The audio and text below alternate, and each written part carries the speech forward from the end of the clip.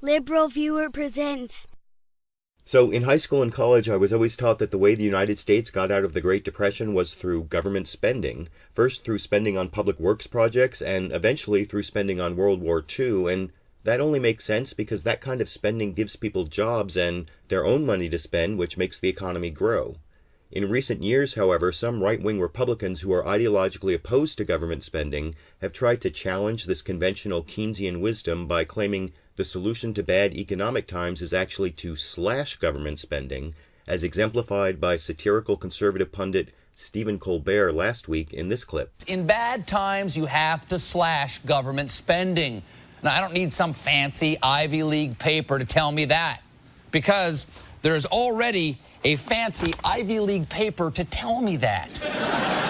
The famous 2010 study, Growth in a Time of Debt, by Harvard economists Ken Rogoff and Carmen Reinhart.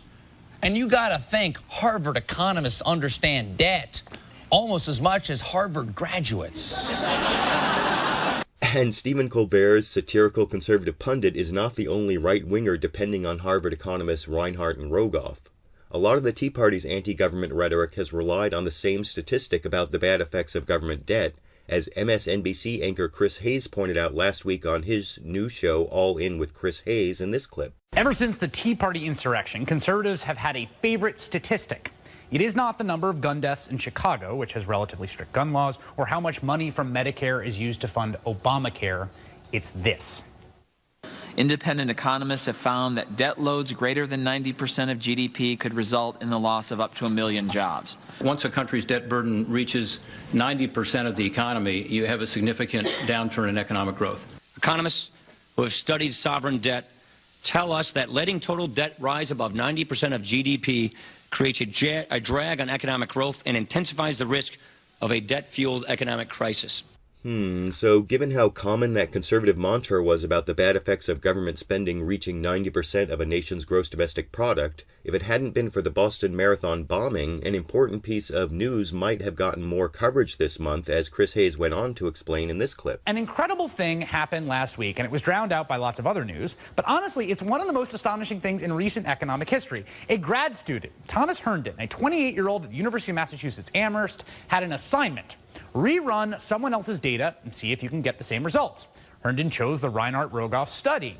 He looks at an Excel spreadsheet. We've all seen them. And the first thing he sees is the crucial column in their data, the one that averages the growth rates of countries with debt to GDP ratios of 90%, is wrong. That's right. The conclusion of that big paper from the conservative Harvard economists Reinhart and Rogoff were based in part on a Microsoft Excel spreadsheet error, and Chris Hayes went on to deliver the punchline here. So, here's the punchline. If you correct the spreadsheet error and put the intentionally omitted countries back into the data set, the entire statistic falls apart. Instead of countries with the dangerous level of 90% debt to GDP having a negative growth rate of 0.1%, they have a modestly positive growth rate of 2.2%. That is a big freaking difference. That's the difference between recession and recovery. And that's right, too. The difference between recession and recovery is a big frickin' deal because this Harvard study has been relied on throughout the media, as you can see from the dozens of citations on this page, and beyond the media, actual policymakers, not just in the United States, but also in Europe, have relied on this statistic to justify austerity measures, as Stephen Colbert pointed out back in this clip. Not only has Congress been inspired by Rogaine and Braveheart's math, their work has influenced international budget slashers like EU Economics Commissioner Olli Rehn, former European Central Bank President Jean-Claude Trichet, Bundesbank President Jens Wiedmann, and Lord Lamont of Lerwick, who is not only the former Chancellor of the Exchequer for the United Kingdom, but gets killed by Lady Mary in the next season of Downton Abbey. But what's not so funny, as my European viewers know so well, is that these European policymakers have slashed government spending to try to lower government debt and avoid the dreaded Reinhart-Rogoff debt level, even though it turns out that cutting spending ends up slowing economic growth and actually ends up increasing government debt, as former Obama economic advisor and former Harvard president economist Larry Summers pointed out in a CNN interview in this clip. There's a striking fact. the countries that have pursued the most austere policies, as measured by the change in their fiscal position, are the countries that have had the biggest increases in their debt to GDP ratio. It's not just that austerity is adverse for growth and for jobs.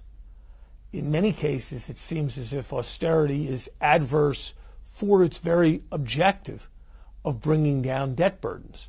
And there's plenty of data to back up what Larry Summers was saying there, which will hopefully change the minds of some of those who want to slash more government spending back here in the U.S., because there's nothing magic about a country's debt level reaching 90%, as Stephen Colbert pointed out back in this clip. Herndon's corrected spreadsheet show that countries with debt over 90% did not see their economies shrink minus 0.1%, but instead saw them grow 2.2%.